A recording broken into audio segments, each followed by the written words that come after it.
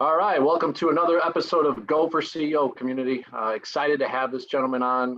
Got a chance to again, in my style, pick up a business card of people that I've met throughout my life and starting to have so much fun really learning about all these different industries, all these different people, these entrepreneurs, CEOs, founders of companies. And this is no different. Today we're going to learn a lot about this type of industry, and I won't give it away just yet. But remember, smash that like button, subscribe, and just be a part of the community. Share a comment, like this video, and reach out to our special guest today, and leave a message or find him on LinkedIn, and as he shares those ways to connect with him. But really get engaged and be a part of learning about how to go for CEO. So excited to have Mr. Joe Marley on. He's the president of the Signature Business Group. Joe, thanks so much for coming on. Oh, John, thanks for having me.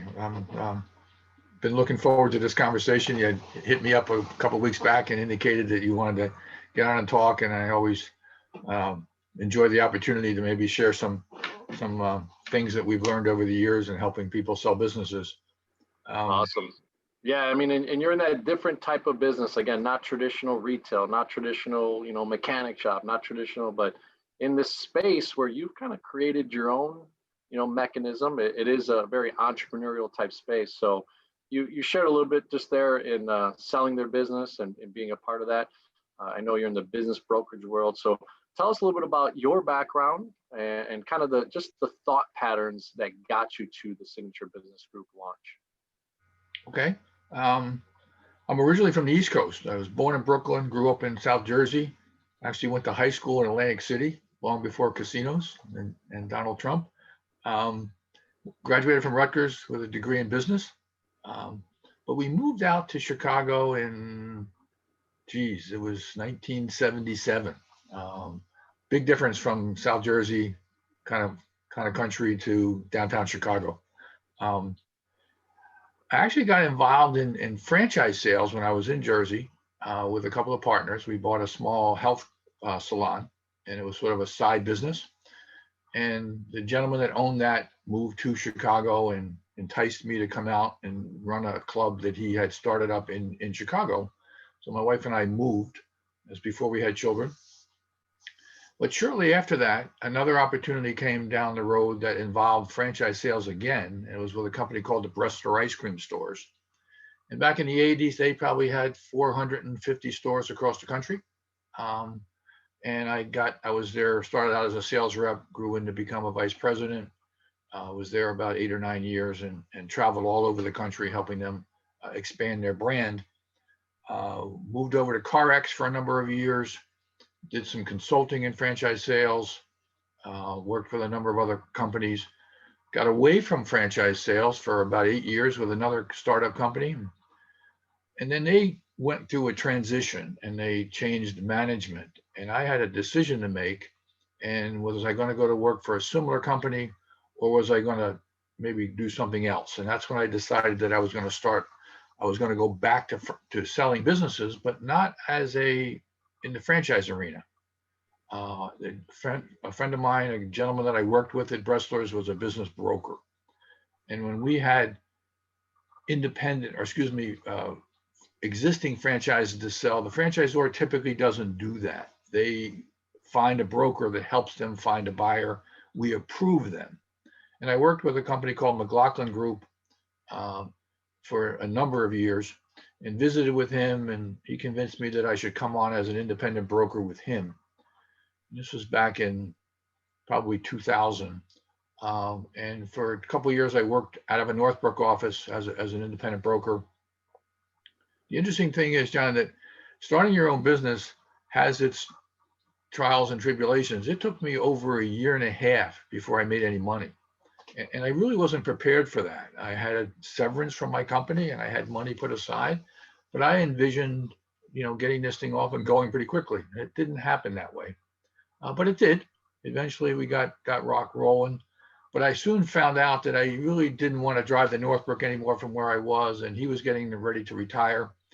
And I decided that I was going to go on my own. I had enough understanding and his mentorship was helpful. And I really didn't want to take over his office and go and be using his brand, I was going to start my own. And so I did that. We've worked with people that are looking to sell a business, usually in what I call the retail level. So there's storefronts, could be food related. I do work for Dairy Queen. We do restaurants, pizza places, breakfast and lunch. But we also do flower shops and laundromats and hair salons, usually businesses that are somewhere between 100,000 in revenue to about $1 million in revenue, and usually somewhere in the middle is the sweet spot. And our job is to first help them value their business, because that's a key component of what we bring to the table, the ability to determine what is that business worth, what will it sell for. And there are formulas and there are methods of doing that, but a lot of it has to do with analyzing their financial statements. People buy businesses based on cash flow. I'm going to pay $500,000 for a business. How long does it take me to get that money back? And it'll depend on whether they're owner operators or whether they're going to be hiring a manager, et cetera. And so part of the things that we bring to the table is to help our clients determine what the worth of their business is. Once we do that, we then have to find them a qualified buyer. And to do that, in the old days when I was selling franchises, we'd advertise in newspapers. Well, nobody reads newspapers anymore. Everything is internet driven. And so that was a bit of a learning curve, because back in the late 80s, you picked up the Tribune, the last page of the sports page was all businesses for sale. Now there's nothing there for businesses for sale. Everything is on the internet. It also means that the buyers are much more educated and qualified to look, because they have a wealth of information online that helps them in their search. However, the broker, even though we're hired by the person selling the business, we probably spend more time with buyers than with the sellers, because buyers selling a business is a relationship sale. There has to be a certain amount of trust there, and just like it was in franchising. And they look for you to help guide them buy the right business, whether it's the one I got listed. And if it's not, then I'm going to tell them that. I don't need to waste their time or mine pursuing something that really is not a good fit. And that's helped over the years, by the way, because people respect the fact that you're honest with them, you're upfront with them. You're not selling them a car or life insurance or a vacuum cleaner. You're selling them something that's a life-changing event. They're going to follow a path, invest their money, their time, and their energy, and so you help them do that. You get paid by the seller, but the real appreciation also comes from the people who buy the businesses, because they also bring you more business coming down the road later on, because they'll refer people to you because they had a good experience with you or your company. And so I've enjoyed that. And working with people that own businesses has been fun. They're different than people who get a paycheck every week. They're entrepreneurs. They have a drive. They have an energy. They have a vibrance to them that's contagious, and it's kind of fun to be around. Now, some of them are a pain in the neck because they're so independent and they know everything. But that's the way the world is. So it's just you adapt and adjust to that. I love it. You just laid the foundation of something that I'd love to go a little bit deeper on. You said, there's a lot of passion in what you feel that is life changing for someone. So people in the community here are listening about different industries and hopefully learning a lot about, how to run those. So what was some of the foundational things that kind of crept in your heart and your mind? You started learning in that franchise model. You were kind of an intrapreneur for many years, and now led you towards that and going into your own business. One of the reasons I got out of franchising was that you were selling one brand, and you had to believe in that brand, that it was going to be successful for the person buying it, not just because they paid you a salary to do it. And it really wasn't, there's no commissions in franchise sales. It's, you get paid a salary and bonuses, et cetera, based on performance. But some companies after a while are not as viable as they were initially. And my heart wasn't in it anymore. I couldn't sell somebody something because that's who I worked for. And that's what kind of soured me on that, finding the right. CarX was a wonderful company, by the way, and I enjoyed it, and their people were successful. They were bought out, and there was a change there which forced the sale. But so there's reasons why people make career changes, and sometimes it's because out of their control, the company makes decisions which affect the employees that work there, and I was one of them. Going off as an independent, I found that that same relationship that I had on the franchise side was there with buyers, but they look to you to give them direction and guidance on how to buy a business. They don't pay you for that, but it was part of what we do as business brokers. As business brokers, we don't sell houses, we don't lease vacant space. We sell businesses that have a track record. They have financial statements, they have a history. Sometimes they're very successful, sometimes they're not. Doesn't mean that they're not good opportunities, because you could bring your energy and your knowledge and your expertise to that business and make it better. And so when talking to people about buying a business, you kind of ask them questions as to what are they looking for? What are they trying to accomplish? Yes, income is important, but what's their end goal? What are they good at? What do they want to do? I got some people who get mad at me because I don't sell them the business they're calling on. I had a lady who wanted to buy a flower shop in Chicago by the lake. She lives in St. Charles. It made no sense to drive downtown every day to a 7-day-week business. And she got mad at me. Well, you're not helping me buy this business. I will, but you need to understand what you're getting into. And, eventually she understood, but initially she didn't quite get it. And maybe I'm my own worst enemy by, not helping her buy that business. But at the end of the day, I want to go back to that business and see that they're successful. I don't like to go back to a business and find out 2 years later they're not there anymore. And that has happened because the success of the business is the person running it. Just as you're building your business and I'm building mine, what you put into it is what you get out of it. Some people are good at what they do, and some people probably don't belong in business. They don't always know that going in. And so you try to help them make a good decision. And that's part of the reward. In my age, it's not just about money anymore. It's about helping people. But I like what I do. So that's kind of, I got into it. You can really hear, the way that you kind of described even just that formula of taking someone and discovery, right? Usually. So tell us a little bit about that specific way of how you do business so that people can learn a little bit about your operation. So when you first get that lead or someone that gets referred to you, what kind of steps do you go over with them in a discovery type way so that you can open up those channels of communication and see if this is going to be a good fit for you and a good fit for what they're looking to buy? Yeah, it begins with the initial, I'm going to say the initial call, but initially it's an email because they're typically responding to an ad that I have on, let's say, BizBuySell or BizQuest, which is the two largest internet sites for businesses for sale.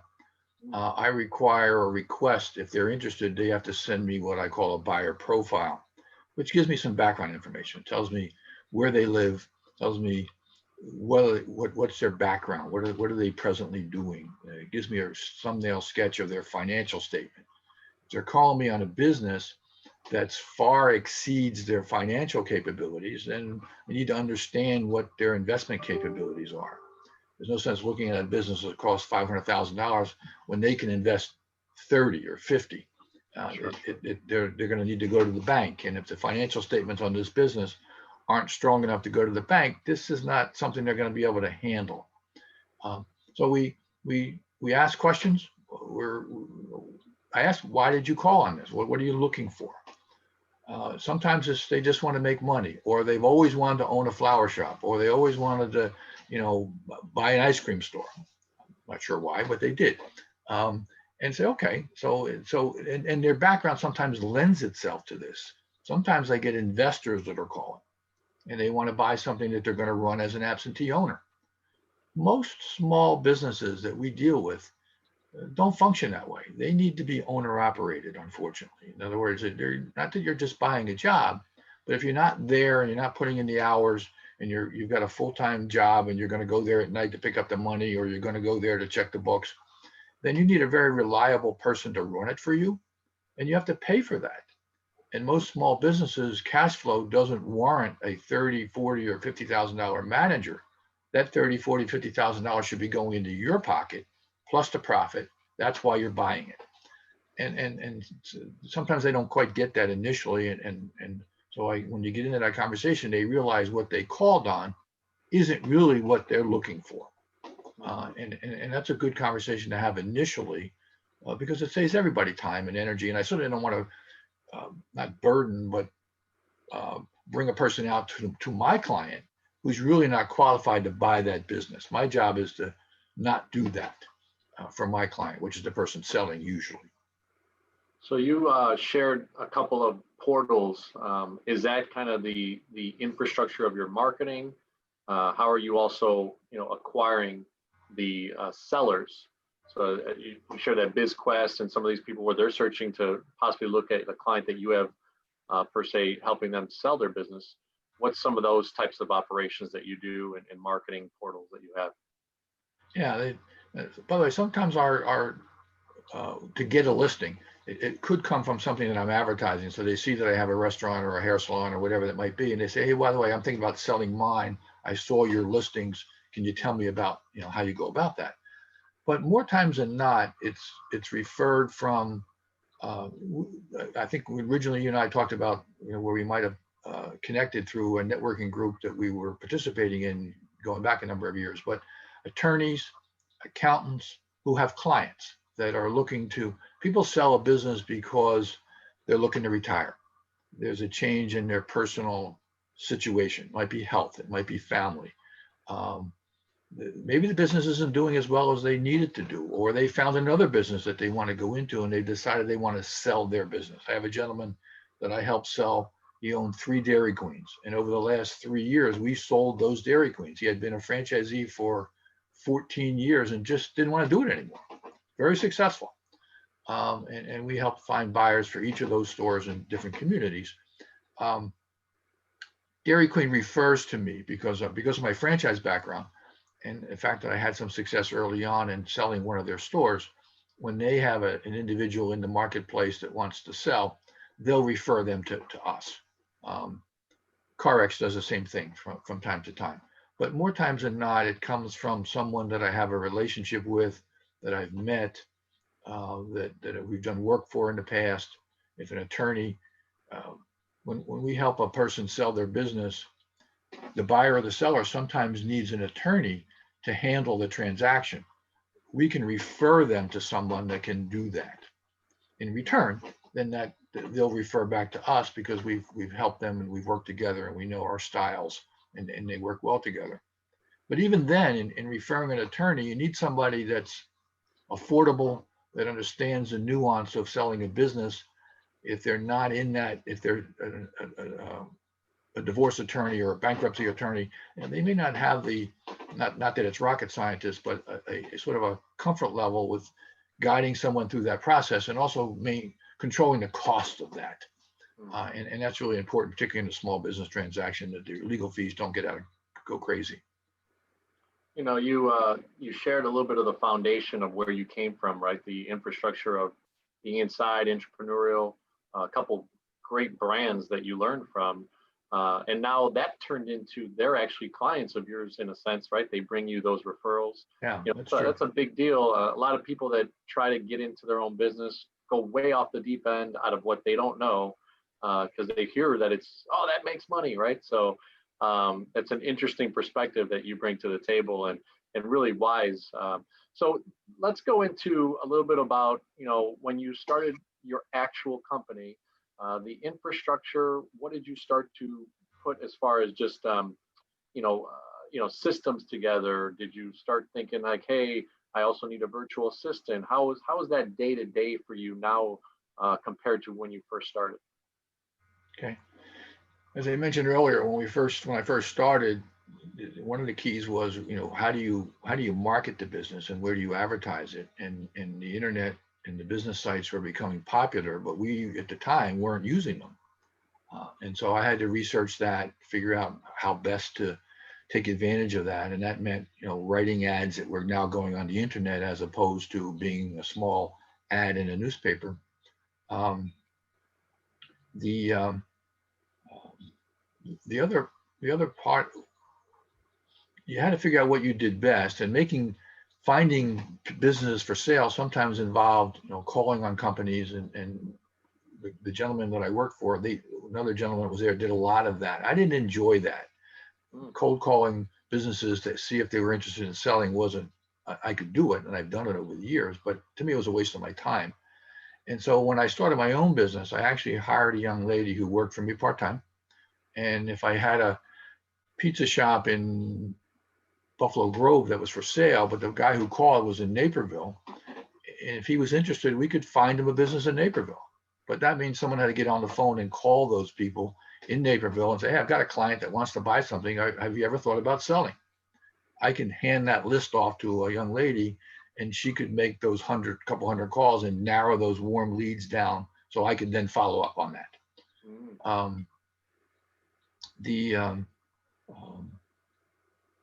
Going back to your question, and I was trying to remember exactly what you were specifically looking for me to address, how things have changed. Networking, joining chambers of commerce, sort of being part of the community that you're involved in helps build your reputation and establishing your ability to do what you say you can do. And that's a little different than it used to be. Today, with this visualization and not being able to go out and see clients, we still do, by the way. We still have to show a business. We require everybody wears a mask when we go and visit. We give them the heads up as to how we're going to do this so that they follow the protocol. Nobody objects to that. They understand that you're trying to be safe, not just for you, but for them. And those visits are usually short and sweet. A lot of what we do is sending them information via email, financial statements on the company once they've signed an NDA, giving them profit and loss statements, answering their questions. They'll send you a laundry list of questions that you'll address online now, whereas you used to do that over the phone and used to do it by when you personally met with them. So a lot of technology and a lot of those types of things. A website. I had I'll call it a crappy website, because it was initially just something I put together. But when I get involved with people like yourself, and you go to these meetings and you meet guys that do web, and you meet guys that do online marketing, and they're saying, you really need to clean that up a little bit. It needs to be better. And when I decided I was also going to be reaching out to attorneys and accountants directly, I needed a website for credibility. They needed to know who I was before they called me or they reached out to me. And so developing a professional website was important. I don't drive traffic to it like I should, but it's important to have it. So if you call me and say, Joe, who are you? I said, well, here's my website, please, check it out. You'll see some of the businesses that I have listed.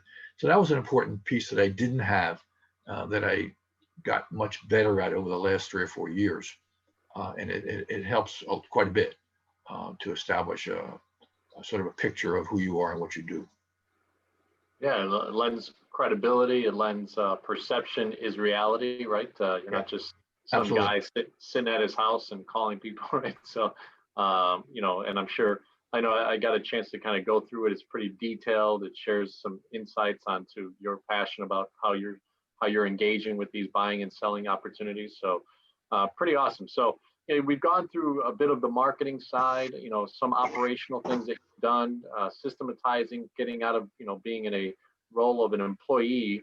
We talk about a lot in this channel of employee, which is, trading hours for dollars, usually self-employed, which, you go on your own and here I am, I'm in business. And then you go to business owner, which now you start to scale and you start to have people with you and you've got systems. Nowadays, it could be even a business owner mindset with all the technology and everything that's going on, which sounds like kind of you're in. Tell us a little bit about that side. So how have you transitioned from those early days of kind of a self-employed guy, knowing that you didn't want to, only represent one brand, you wanted to be a little bit broader, to now really, do you feel like you're in that business owner pilot chair, that things are systematized, or are you still growing to that part of it, would you say? Yeah, that's a good question. Probably a little bit of both. I'm not sure you ever get to exactly where you want to be, because there's always things changing, and you have to be flexible, and you got to see that there's changes that need to be made. things like right now doing the Zoom call, the backgrounds and the things you change those to make them look better. So, but I also have a part-time gentleman who works for me. I found that when you get to a certain level of listings, that there's only so many you can do justice to yourself. And so when you got past a dozen and you started doing 18 or 20, you needed to hand those off to somebody. And so I have a couple of people that I can do that with. They're not necessarily full-time. And then depending on the activity, then they can jump in and take things. They know how to do it because I've taught them how to do it. I've also hired some people in the past, and sometimes that works out and sometimes it doesn't. I had a young lady that I hired a number of years ago, and she was wonderful, but her personal situation changed where her husband lost his job, and she had to go back work full time, where she worked for me part time. And she had a couple of young children at home, and this was a good fit. She could do it from home. Well, home offices now are everybody's doing it, but I found years ago that I didn't need an office. If you're buying a business in Naperville, you're not driving to Northbrook to meet me before you go back to look at the business in Naperville. So they weren't coming to my office. So when I started my own business, I started from home and realized that that was fine. It wasn't really a detriment or something that wasn't looked down on or was looked down on. And now it's commonplace, but it something that I found that most of what I do was in the field. If I'm selling a business, I'm going out to the business. If I'm showing it, I'm going to the business. They don't need to come visit me first to do that. And I can get the background information. I can answer their questions on the phone. We can do things via email. And now we can do these types of calls. So offices is even less important, as is the overhead of that. My wife would probably like me not to be working at home, but I have my own area where I get away. So yeah, things have changed. Yeah, and you share a perspective. You kind of said, hey, that the website was something that you were kind of shared with a few times. You listened to it. You were coachable from people that had shared a perspective, right? And you changed your website. You got a little bit more robust there, and you invested some time and money. What kind of startup capital is needed, you think, to kind of get into your business? And have you seen a need for maybe a line of credit throughout the years to inject more capital into the business, or do you take a certain percentage of your fees and allocate it towards things that you need to run your business, besides obviously paying yourself and paying your bills as well? So yeah, the interesting is there's not a lot of overhead in what I do and what brokers do. The biggest expense is advertising, because you have to market the businesses that you have. But because you don't have a storefront or an office, you don't have those expenses. It's the initial startup. If I'm interviewing someone for a job to work for me, they need to know that it could be 6 months. It could be longer than that before they make their first commission. And therefore, they need to be funded personally to get through that. They're starting their own business. They're not getting paid a salary. And so they need to have the wherewithal to ramp up. It takes a while to get business listings and people to refer to you, and that gets in the way of doing what I do when you start. Doesn't mean you can't do it, and there are a lot of successful brokers out there who have 5 and 6 and more brokers that work for them, and they so you can take this to whatever level you want based on what you bring to the table and what your expertise is, or what your need is. If you need to make X amount of dollars, if it's 50,000, 100,000, 200,000, and you know how many businesses you have to sell within that window to accomplish that, and how do you get there? How do you get that many listings? How do you handle that many sales? So there is a formula to get there. It depends on what the individual's end goal is. To me, this is towards the end of my career as opposed to the beginning of my career, so it's a little bit different end goal. And maybe at some point I'll sell, or I'll turn it over to someone else, and I can still be the so-called face, or the name of the company and the reputation is valuable, but someone else could push the buttons and make it work, and then I can be more of an advisory role, which I would probably enjoy doing. I'm not ready to go play golf yet, so I just keep doing what I'm doing. But we have the ability sometimes to give people advice, not just in doing what I'm doing, but in the businesses that they're going into, what they need to do to be successful in that business. And sometimes it's giving them some guidance and direction as to how to market that company and how to get sales from where it is to where it needs to be. And if I can't do it, I can put them in touch with people that can help them do that. There's times when they do need financing. You and I have talked about this. There's times when they need funding to buy a business, to expand. And so, we should consider that conversation on another call. But so they may need an attorney, they may need an accountant. We can give them referrals to do that with, and it's one of the services that we do provide. So what's one of the ways that you safeguard yourself from being not only just a nurturing person, which seems like you're very open to, hey, let's have a conversation, let me walk you through this journey. You get a lead or you get some sort of perspective, but in your type of business, you're not getting paid hourly. You're not sitting there making $40 for this hour and the next hour. You're eventually going to get paid some sort of fee. So tell the audience really, if you could share, how is it that you actually get paid, and then how do you safeguard yourself from time, being wasted at times, because that can be part of the nuance of this business. Yeah, that's a good question. We get paid as a percentage of the sale price. If you're selling a house, the broker's fees are usually 5%. When you're selling a business, it's 10%. A little different. Some get 12. So and I didn't set those rules. That's what the standards are for the industry. We're licensed, and we have guidelines that we have to follow. But the typical commission to a business broker is a percentage of the sale price, which means we don't get paid until we sell the business. Now, there are companies that charge upfront fees, marketing fees, retainer fees. I found that I started that way years and years ago, and it got in the way. If I know I'm going to be successful with that listing, I'm going to get paid anyway. So I'm going to front the money, and I'm not going to make that an impediment for them to sign on with me because they've got to pay me $500 for advertising. I really don't need that. And so, but to your point, yes, you tend to you end up giving a lot of free advice.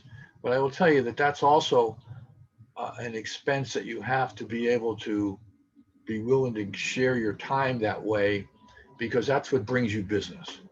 I've talked to people 2 years ago that come back and tell me they want to sell their business, but when I originally contacted them, they weren't interested. But because of the conversations that we had and the advice I had given, when they were ready, they wanted to get back in touch with me. So that was helpful.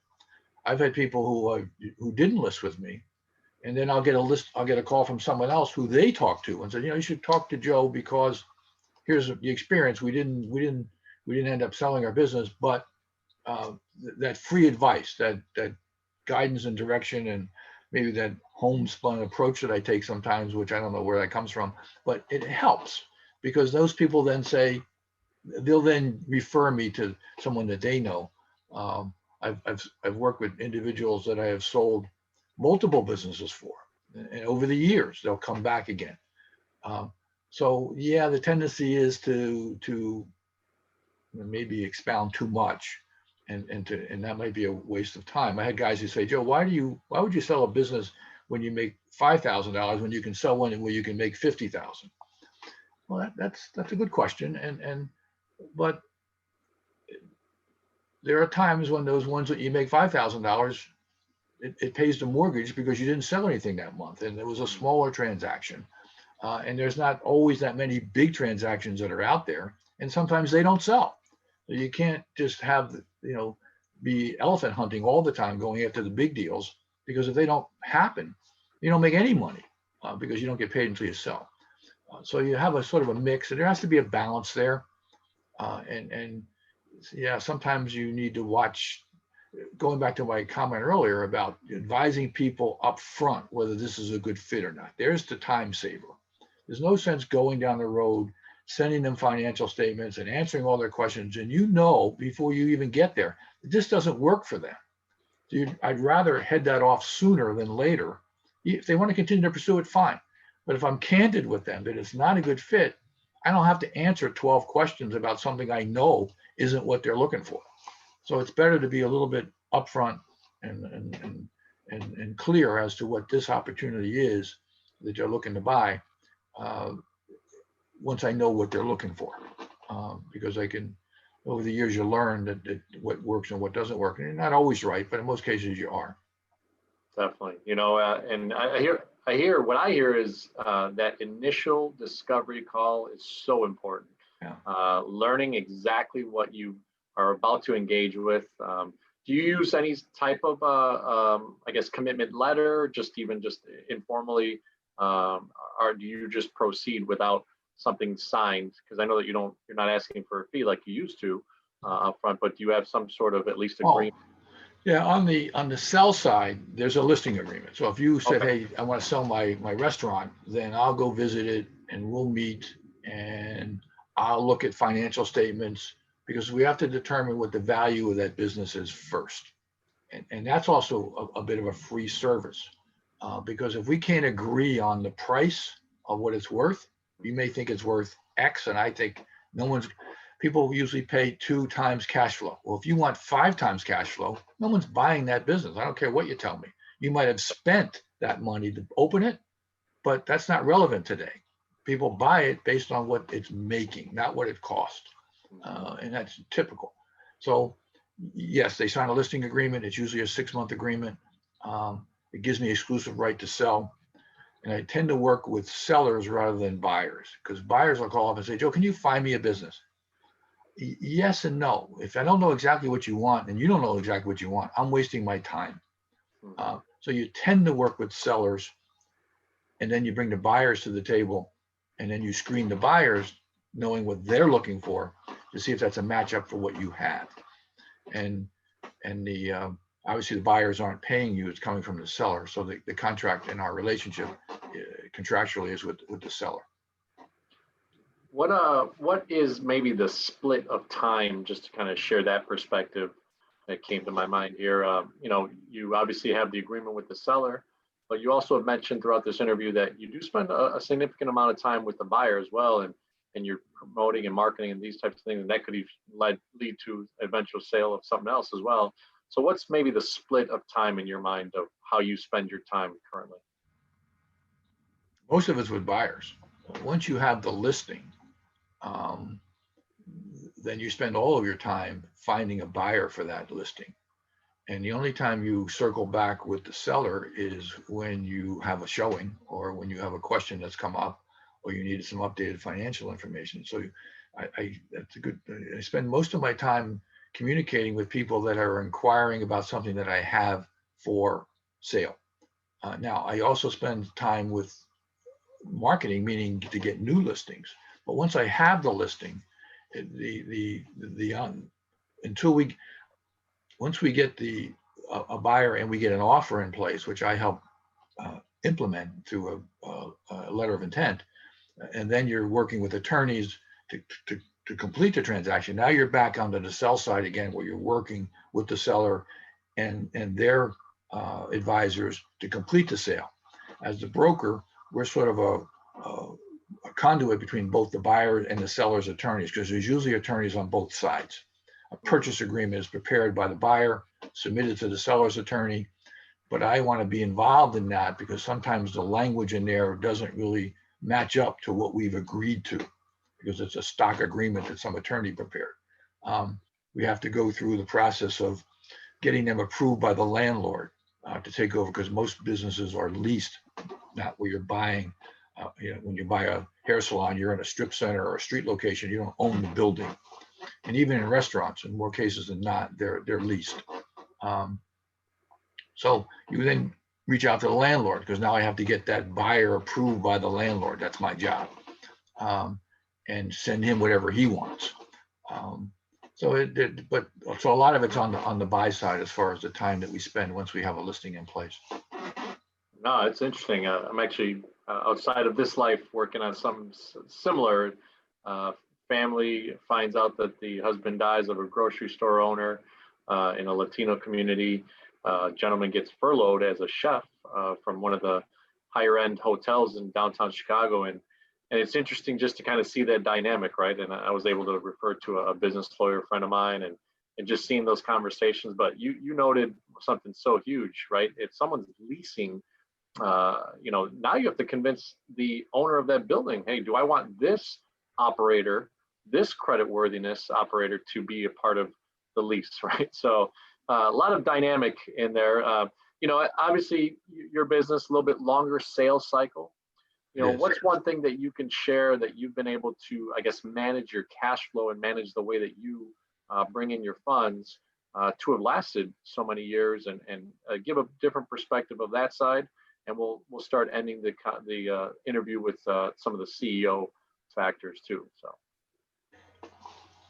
keep in mind that I've been doing this as an independent for close to 14 years, and you get to the point where you have a steady flow of listings coming in just because of the presence that you have. There was a time when that wasn't the case, and you're wondering where your next list is coming from, and things are not selling. But as I mentioned earlier, your out-of-pocket expenses are not prohibitive like they are in a retail location where you have rent and utilities and insurance and all those things you have to carry, whether you're selling pizzas or whether you're not. So my out-of-pocket expenses are not crazy prohibitive, but in the beginning, you did have to have funds in the bank to get you through that window. But once it starts, once you begin to sell, and once you have listings in place, you know that they're going to sell within that 6-month window. Sometimes it's 3 months, sometimes it's a year. But if you have enough of them in the pipeline, they're popping out of the other end with some regularity. Now, you could go 3 or 4 months where you don't sell something, and hopefully then it's one of those bigger sales that come in where you pick up a nice commission. And other times where you could do 3 or 4 in 1 month.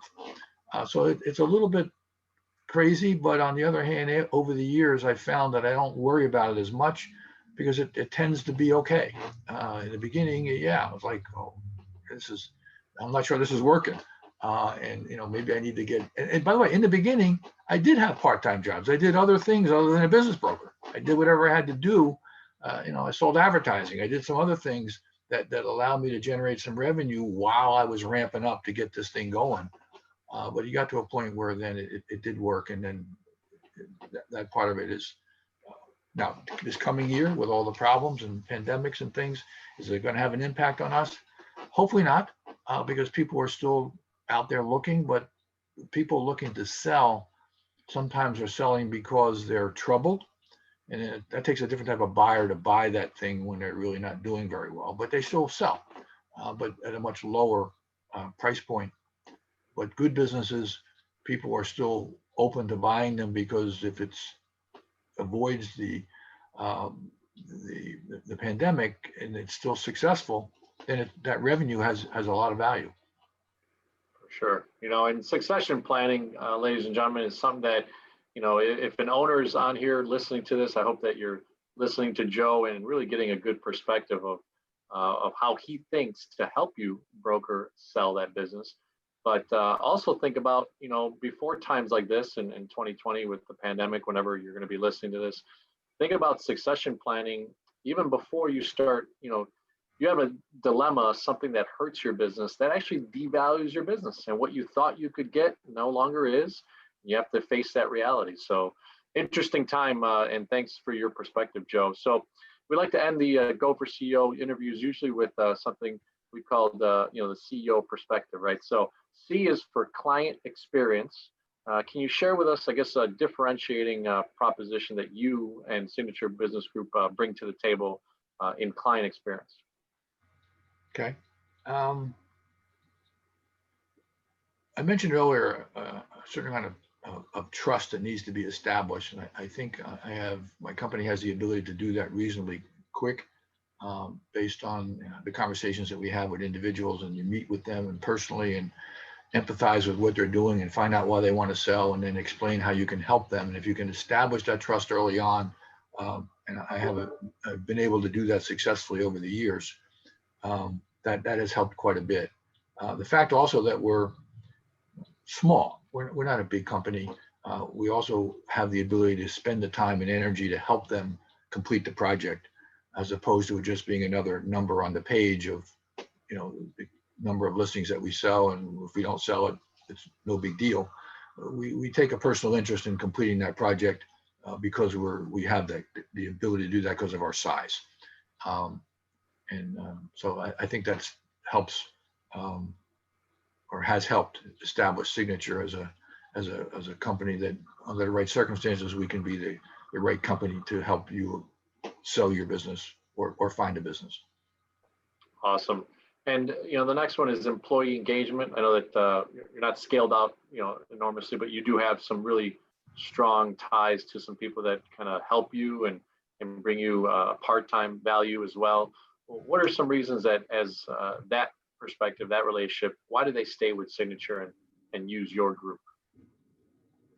Well, similar. Where there are individuals that I have that I know I can go to them because they're good at what they do, and I'm pretty selective as to who I want to refer out to clients of mine or friends of mine or business acquaintances of mine. So I do my homework on those, and I get to know those people individually, not just from their business perspective, but who they are. And because of that, then they're comfortable with me, because we've taken that step to, it's not just business and money, it's a relationship, and people look for that when they hire companies on. So I think that's an important way of establishing your business and creating an atmosphere about who you are and what you do. It's how you interface with other people, employees, outside groups that provide services to us.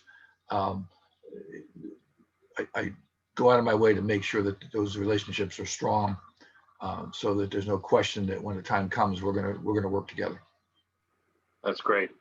And operational excellence, you again shared throughout the interviews a couple of tweaks and things that you've done, some of the systems that you use in operating your business. But what is that next level proposition that you bring to the table? Well, a couple of things. One of the things that we important part of the end goal for us is to determine what the value of that business is.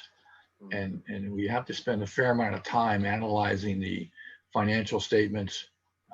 Sometimes businesses don't report, their books and records aren't as good as they should be. And there are expenses and things that aren't being reflected properly. And so you really need to spend time digging through that, because what they show on their tax returns isn't necessarily what they're actually doing. And so getting that in order, getting that organized, helping them, because if I just take what they show and it's a multiple of that, the business isn't worth anywhere near what it's worth. It's worth a whole lot more than that. So we have to dig down, figure out what it is, ask the right questions.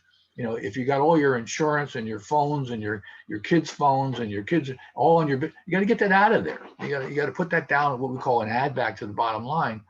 And you mark up all their financial statements, and then you get it to where it says, okay, this looks pretty good. I didn't realize, and I write all these things off. That's really income to you. You may not show it at the bottom line, but if you're paying an expense with it, it's still income. Yeah, and a prospective business owner wants to see that. I mean, I run into businesses that the owner, literally had 10 Cadillacs on the expense report, and you're like, 10 Cadillacs? What's that? Oh, everybody in the family had a Cadillac. So interesting, and obviously you're going to get that money back. But what a great discussion, and Joe, I really obviously appreciate the time here. I think a lot of people are going to get a lot of value.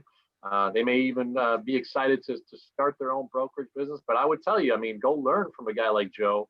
Become a mentee before you become a mentor, right? And there's so many things that you can listen to. You heard also the perspective of being an entrepreneur, where Joe, learned a ton of situations with a brand that he was in. Maybe you're in marketing today. Maybe you're at a bigger company. Maybe you're a small company, but you're starting to develop your acumen in the futuristic side of how I could start even a part-time business and complement what I'm doing on a daily basis. So Joe, any final last words that you'd like to share? And then we're going to tune in with you in about 6 to 12 months and just rejoin the Signature Business Group and see where you're at in about 6 to 12 months. But any last words? Just one. I've never done a podcast before, so this is my first. And I was a little concerned and worried about, how that was going to play out. And I have to give you credit as the host. You have a way of, keeping the conversation focused and asking questions, allowing me to kind of expand on things that I know, but I wasn't quite sure how to present them. So it's been enjoyable. Hopefully the audience gets some value from what we've been able to talk, but feel free to reach out and touch base. If you have a question or two, you can reach. Am I allowed to tell them my website? Oh yeah, please. Yeah, tell all your contact info. It's signaturebusinessgroup.com, and it gives you sort of an overview of our company and what we do. I'd be happy to answer any questions that you might have. You can shoot me an email or give me a holler on the phone. We'd love to chat and maybe be of some service. John, I want to thank you again for your time today, and hopefully, we've done some good today. I know we have, and give them that phone number, and I'll also put it in the information description when I post everything. But go ahead with the phone number. Yeah, the phone number is 708-702-2726. Awesome. No better way than to leave you with a direct contact to Joe. Experience this again. Hopefully you replay some of the areas that I think were very valuable in marketing, operations, scaling, understanding kind of your background and how to get into business for yourself. So thank you again for coming on to the Go for CEO channel. Smash that like button. I don't do this enough. I'm supposed to do it at the beginning. Subscribe to the channel. Tell your friends about us. Learn about all these industries. Joe, I sent them a gentleman that started a farm, and he was nice to share a little bit of his perspective on that. And I'm getting all these requests. Hey, do this industry. So excited to keep on going. And thank you so much, Joe, for joining the Go for CEO channel. Thank you for having me on, and have a good weekend. You too. Take care now.